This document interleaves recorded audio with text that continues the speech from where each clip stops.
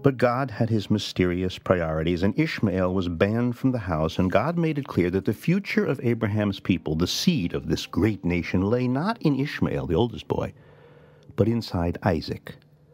So Isaac, for the purposes of nation building, was Abraham's only son, the one whom thou lovest, even Isaac.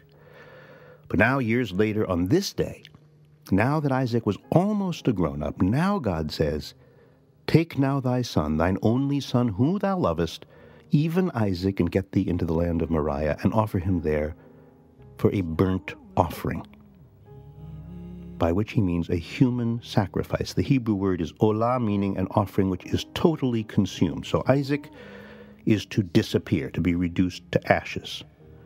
This, the boy who was to be everything, will now be nothing.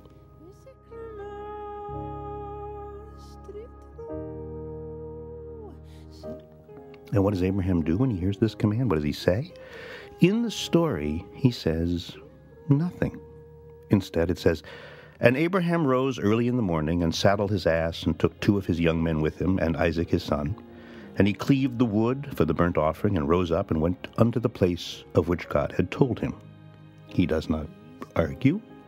He does not question. He does not hesitate. He does what he's told, and he does it in silence. It is hard to fathom, really. How could he not at least tell Sarah, his wife, that he's going, where he's going, why he's going? He has to know that when she hears Isaac has been killed by her husband, if this is going to happen, if it's really going to happen, he has to know that it will be the single most terrible fact of her life.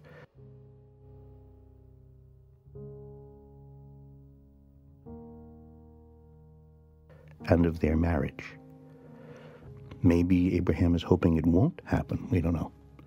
All we know is he leaves early in the morning, it says, maybe to avoid being questioned by his wife. Where are you going with the chopped wood? Why Isaac?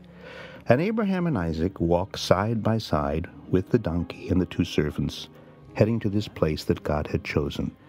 In the text, they don't speak, at least not out loud. So much of what happens in this story happens in silence.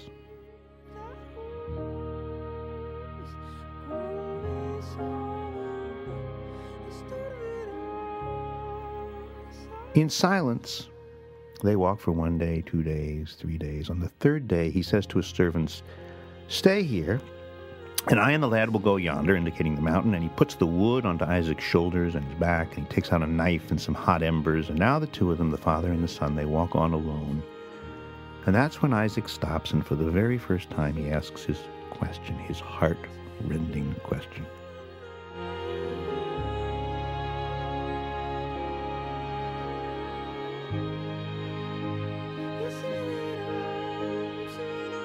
Where is the lamb for the burnt offering? And Abraham says, God will provide himself the lamb for a burnt offering, my son. And Isaac doesn't answer.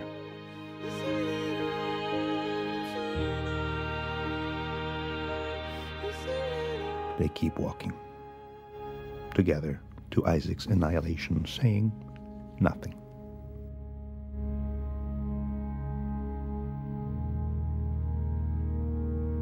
Why no protest, no argument, no questions? Why this quiet? There are few silences in the Bible so troubling, so hard to understand.